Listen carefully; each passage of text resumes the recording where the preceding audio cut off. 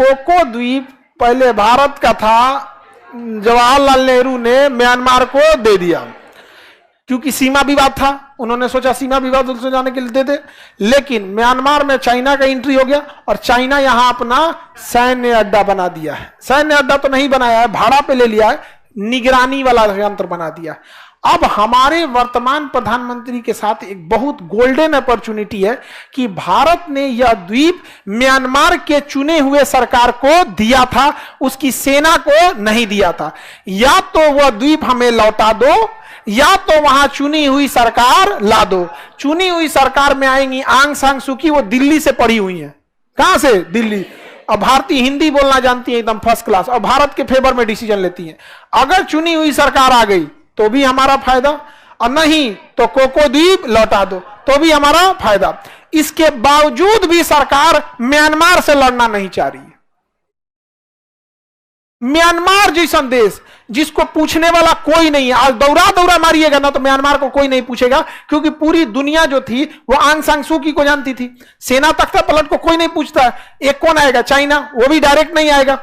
अगर चाइना आ भी गया ना तो सबसे अच्छा कि जिस देश से हमारा युद्ध होगा वहां से कोई सामान परचेज नहीं करेंगे। समझ में आ गया?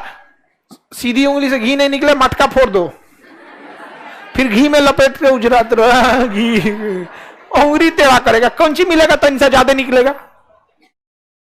सीधा उंगली से 1 ग्राम निकलता, टेढ़ करोगे 3 ग्राम निकलेगा। घोलिए फोड़ दो, बोयाम फोड़ दो, और उसी में और आप देखो सीधा उंगली से नहीं निकलता, जैसे मन वैसे घी खाओ। पता नहीं कौन सीधे टेढ़ा करो, यहां पर भड़का दो पूरा घी का। ये बात सरकार तक पहुंचाइए। देखो सरकार में हम जैसे लोग को अच्छा हिसाब से नहीं देखा जाता है। हम लोग सरकार की नजर में ऐसे रहते हैं कि यार ये आदमी जो है सब ना, ये कहीं कुछ घुमा देगा सब। समझ में आ रहा है कि नहीं आ रहा है? तो थोड़ा सा अटपटा रहता है। लेकिन आप लोग समझदार हैं। हम लोग अगर म्यांमार से कोको आइलैंड नहीं ला पा रहे हैं, दोनों रास्ता है कि नहीं? या तो सरकार लाओ या तो द्वीप लाओ। द्वीप ला देंगे लोग। देखो पहले क्या ला देंगे? द्वीप। ये चुपचाप तो बैठा नहीं रहेगा, कुछ ना कुछ हमला करेगा। इतनी चुकी देश है, मार के सेना उलाट देंगे लोग, सेना खत्म। कहानी यहाँ पे फिर हम लोग किसको बैठाएंगे? आंग सांग सूकी को, और उसके बाद द्वीप दे देंगे और एग्रीमेंट कराएंगे कि जीवन में कभी भी इसे विदेशी राष्ट्र के इस्तेमाल में होने नहीं दीजिएगा, क्योंकि हमारे पास जमीन की कमी नहीं है। हमारे जमीन पे दुश्मन आके बैठ जाए ये दिक्कत है।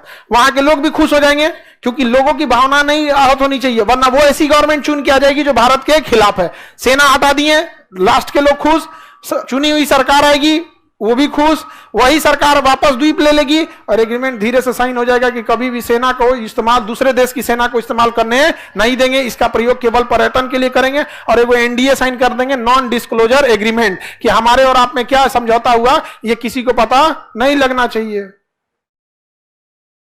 हो गया? नहीं हो गया? क्या बोलिएगा? बीड़ी,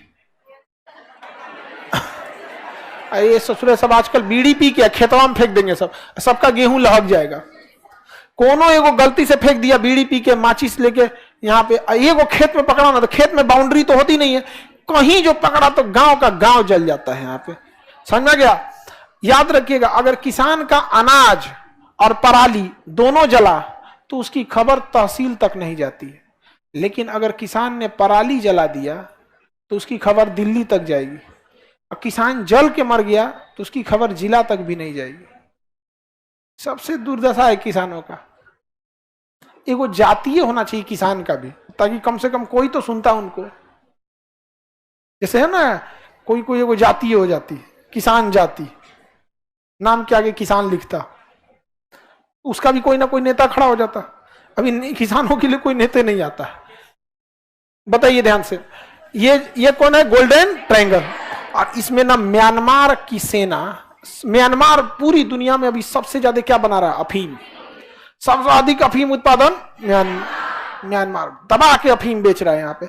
और यहाँ पर म्यांमार भारत के फेवर में जा रहा था, तो फेवर में जा रहा था तो म्यांमार, चाइना ने म्यांमार की सेना को पैसा दिया और कहा कि आंग सांग सूकी वहां की जो प्रधानमंत्री थी, का इसको भगाओ, इसको, उसको जेल में डाल दिया।